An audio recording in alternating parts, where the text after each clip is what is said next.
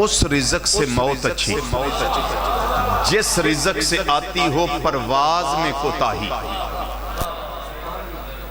जिन्ना खिदमत करनी है ना, हदिया पेश करना है, ना करो तो नो टेंशन, मेंबरशिप ते बैठा नो टेंशन। लेकिन अगर तुहाडा दिल होवे कि हदिया पेश करना है तो बड़े अदब नाल, बड़े एहतराम नाल आके हदिया पेश कर।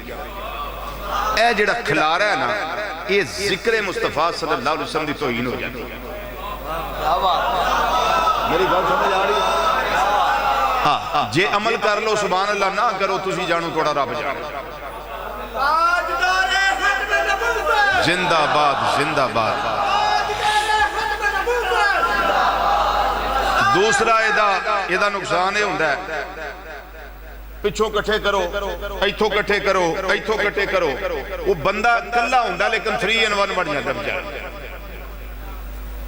गल समझ आ गई जी? इहदे नालों बेहतर है कि नाले जिक्र तवज्जो ना सुनो ते हदिया पेश करन दे दिल होवे ते अदब एहतराम ना आके पेश कर जो बस। बाकी मर्जी तुहाडी।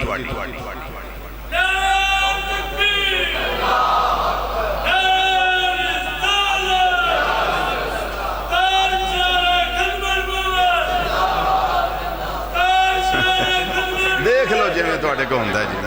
चलो मैं की कह सकदा। आंदे ने आस्ताने दी मोहब्बत आई दी माफी। लेकिन मैं जो पढ़ना पिया इनू मेरे नाल तुसा पढ़ना है ते तवज्जो ना पढ़ना, सुनना भी तवज्जो नाले, पढ़ना भी तवज्जो नाले। क्योंकि दरूशी तुसा बड़ा ढिला ढिला पढ़िया तो मेरा दिल दुखिया है। मैं तुम सही दसना पिया, मेरा दिल दुखिया है। क्योंकि हज़रत इमाम ज़ैनुल आबिदीन रज़ियल्लाहु तआला अन्हु फरमांदे ने अलामतु अहली सुन्नत कसरतु सलात अलन नबी सल्लल्लाहु अलैहि वसल्लम। फरमाया सुन्नी होवे जेड़ा कसरत दे नाल मेरे नाना जान सल्लल्लाहु अलैहि वसल्लम दी ज़ात उत्ते दरूद व सलाम दे तोहफे भेजदा होवे। तो वो जो फिर सुनिया की महफल होवे, उरस पाक की महफल, फिर सुस्ती, वो फिर मैनू समझ नहीं आती भी सुस्ती है क्या। ठीक है ना? तवज्जो दाएं बाएं नहीं करनी, सुनो। तो जो मैं इशारा करा, जो खतीब इंज करदा ना, इसका मतलब ये नहीं कि बाजू दुखदा पिया, इस वास्ते सेटमेंट कर रहे हैं। इसका मतलब होंदा भी सारे शामिल हो जाओ, इसका माना यह होंदा है।